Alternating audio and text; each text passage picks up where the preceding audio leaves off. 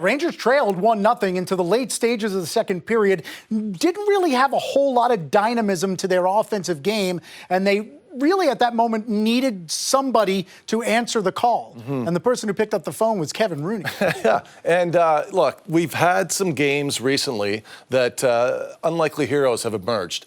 And when you're looking at a team right now like the Rangers, they've played 6 one-goal games. Their last 6 have been one-goal games.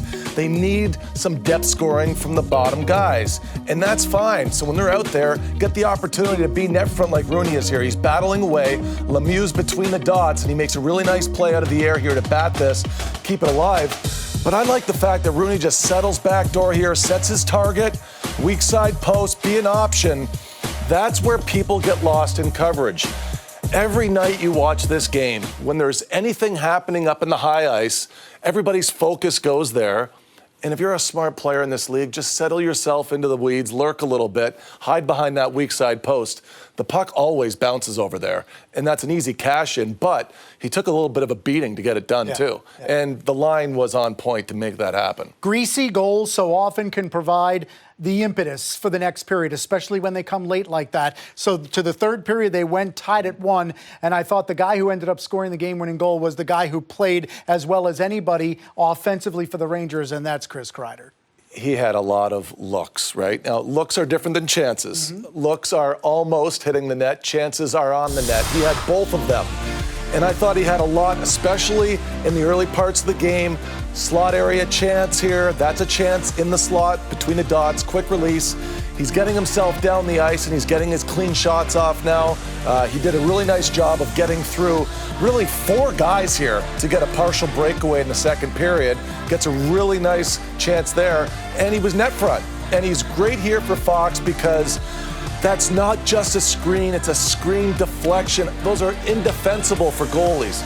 You're not going to see too many goalies make a save there.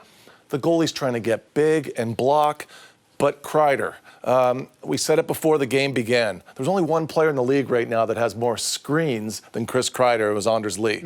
But Kreider's right there, and he's become such an impactful player. Against this Pittsburgh team, it was so important. It's going to be important against Washington, too. 3 goals in his last 4 after 1 in his first 5. All right, take out the dots, the arrows, the circles, spotlight shadows, and take us through the goal that made it as special as it was in your eyes. Well, there was so much work before it began, right? And it's always, like we say, it's 3 clicks back or several seconds. But this one starts off a draw. And Fox, his immediate reaction is to get it east-west. And that's smart because it makes everybody on Pittsburgh move. And now it's opening up, so the PK box has to shift. It looks a little bit vulnerable. And Fox has been so extraordinary at going up and down, moving, and making everybody think that a play is moving to his left when he delivers it down the middle, from the middle of the ice.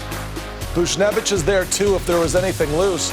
But I love the fact that Kreider's there in the eyes of the goaltender. He's always going to be quick to it, too, and I think he's done an extraordinary job of getting there quickly after loose puck. You rave about it. Joe Micheletti raves about it. That subtle play there where Fox looks off the front of the net to a defender. In basketball, it's a no-look pass. In football, quarterbacks do it to try to freeze the linebackers. What happens there when a defenseman looks off of a shot? Yeah, if I was coaching defensemen, I would say, think about always sending false information. That's what it is. You got to send false information so that people think you're going to do something and you do something else. Adam Fox does it all the time leaving his zone. He does it in all 3 zones. That's why he's so extraordinary. What was he, 23 or 4 minutes again tonight? I mean, every night this guy's cashing in for 25 minutes. I mean, he's that valuable. And he's that valuable in the offensive blue line as he is on the defensive blue line. Another outstanding game for Adam Fox. Yeah, made even more valuable when the Rangers lost Brendan Smith to an injury midway through the game.